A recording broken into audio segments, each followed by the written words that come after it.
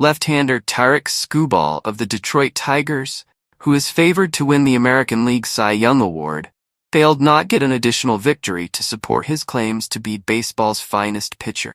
Even worse, the Tigers suffered a devastating defeat to the Oakland Athletics, meaning they were unable to secure a victory in their AL wildcard campaign. In the first of 3 games of the series in Oakland Coliseum, Tigers were defeated by the Athletics on Friday, 7-6. Skubal let up 2 runs and was unable to finish the 6th inning, but the Tigers forced extra innings, which they eventually lost on a walk-off single by Seth Brown in the 13th. Oakland media were informed by manager Hinch that was a winnable game. In a few instances, we sort of did it to ourselves. Here, games may become a little wild with extra innings, extra runners, and other stuff. The difficult defeat. A new way. How Hinch and Scott Harris's pitching philosophy for the Tigers is producing victories. The Tigers, 71-71, lost a game that saw Skubal start to end a run of 5 victories in Skubal appearances for the first time since August Teco. With 20 games left, the defeat drops the Tigers to 5.5 out of the 3rd and final American League wildcard place.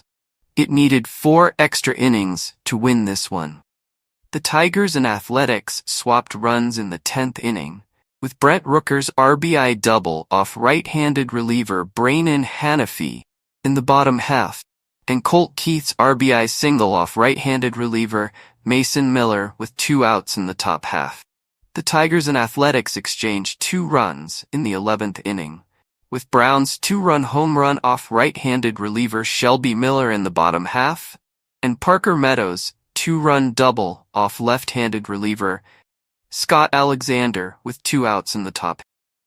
With 2 strikes, Brown, a left-handed pinch hitter, blasted Miller's middle slider. It didn't change a lot because we take Shelby on lefties the way he's pitched against lefties, Hinch said.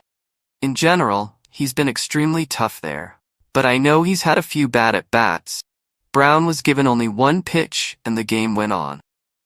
Riley Greene's RBI single off right-handed reliever Grant Holman in the top half of the 12th inning, and Rooker's sacrifice fly-off right-handed reliever Bo Brieski in the bottom half of the inning led to a run exchange between the Tigers and Athletics.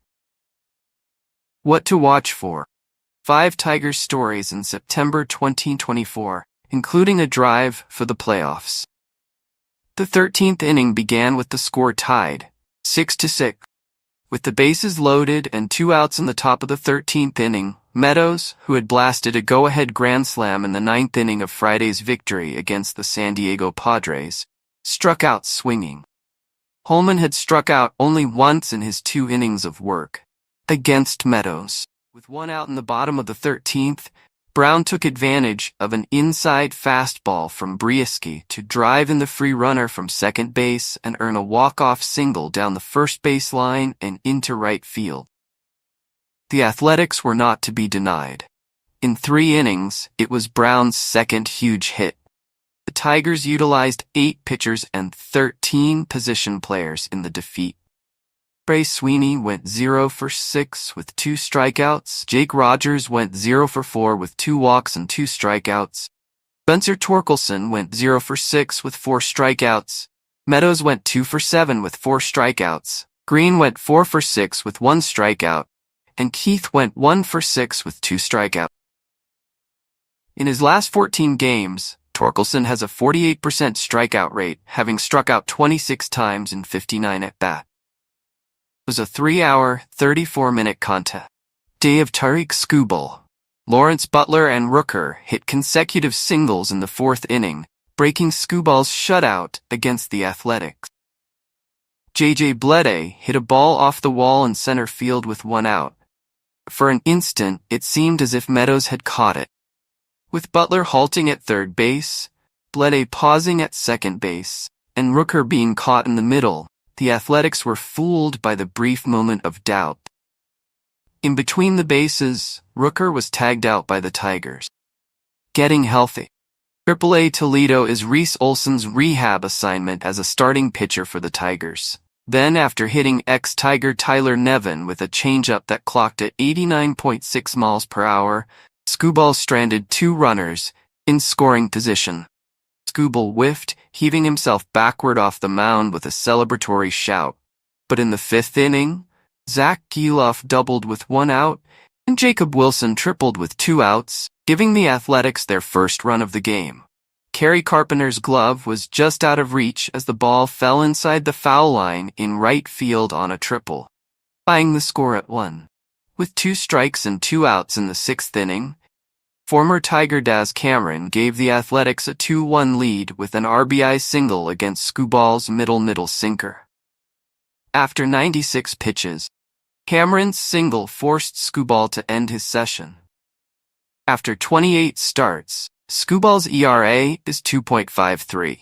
Skubal gave up 2 runs on 9 hits, 0 walks, and 7 strikeouts while facing the Athletics. 18 whiffs on 48 swings were produced by the 27-year-old, including 11 whiffs on 18 swings against his changeup. Prior to extra innings, in the 5th and 7th innings, the Tigers each scored 1 run. Right-hander Mitch Spence was pursued from the outset in the 5th inning by Meadows, Jace Jung, and Greene after 3 consecutive hits. Greene's hit gave the Tigers a 1-0 lead. Left-handed batter Greene belted a 2-strike, 2-out double off left-handed reliever Hogan Harris in the 7th inning. Right-handed reliever Michel Otañez was sent in by the Athletics in response to the Tigers pinch-hitting Matt Vierling in place of Carpenter. The choice proved to be counterproductive. In his first 6 pitches to Vierling, Otañez fired 2 wild pitches. Greene was able to reach third on the first wild pitch and score on the second, tying the game 2-2.